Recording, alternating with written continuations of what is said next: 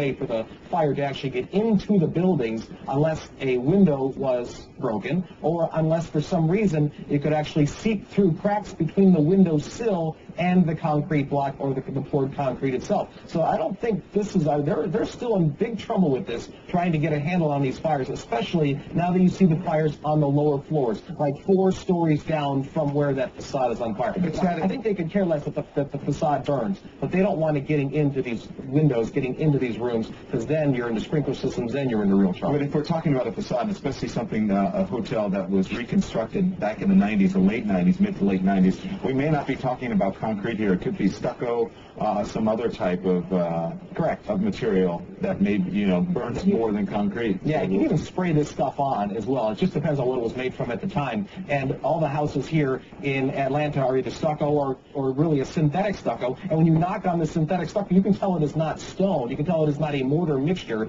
but more of almost like a styrofoam, a hardened type styrofoam that clearly will burn. And if you're just tuning in, live pictures now from our affiliate KTNV out of Las Vegas, Nevada. A fire on the roof of the Monte Carlo casino right there in the heart of the resort corridor. It's on the Strip. People being evacuated right now from that hotel. Looks like it's, from what Chad was seeing through his Google Maps, it's up there near the heating ducts. We're seeing damage and fire to the facade, the outside right there. Firefighters kind of started in the middle. They've been working their way around. You can see the change of color in the smoke, which is good news. It means they're getting parts of that blaze out, but as you can see, there are also a little bit of fiery debris that is coming down from the pressure of that water fighting those blazes. That's not good because you don't know where that's going to land on other parts of the casino there, and as Chad was pointing out, the amount of stucco, how flammable it is, and that fire just continues to work its way around the edge of this hotel owned by the MGM Mirage. Trying to get in touch with them to get word on what they're doing, and of course it leads us to wonder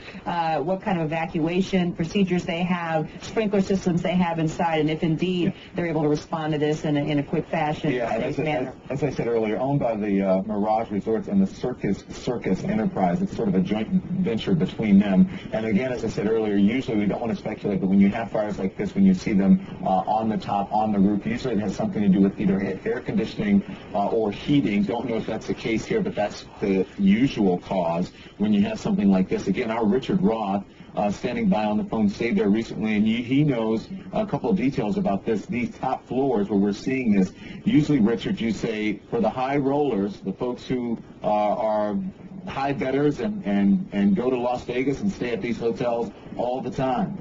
Well, I can't speculate about, I'm not an expert necessarily on that hotel. Some other points to remember, Las Vegas is a 24-hour city, and at this time of day, perhaps in another city, you might think people are out at work. In Las Vegas, as you know, people fly in at all hours. People stay up till 7 in the morning and gamble, then go back to their room to sleep. You can hope that the proper alarms have gotten out to everyone in the hotel. And as you also know, anyone who's been in a casino, they don't like to let you leave if you've got money in you. When you're in the lobby floors and other parts, it's a maze of lights and wheels of slots and shouts, and you really have a hard time figuring out where every exit or entrance might be, though they have put up more signs since the 1980 fire. On the upper floors, as with other large hotels in Vegas, these corridors go on for miles as these hotels have expanded dramatically, and they're adding, I believe, 50,000 more hotel rooms this year in Las Vegas alone. They're worried about a glut regarding the dollar as the economy slumps. It can be difficult, I would imagine, just to find the right door to get out for those people who are now scrambling there. And Richard, just real quick to confirm some of that stuff that you said, this top floor, if you stay on this floor, this is what we're hearing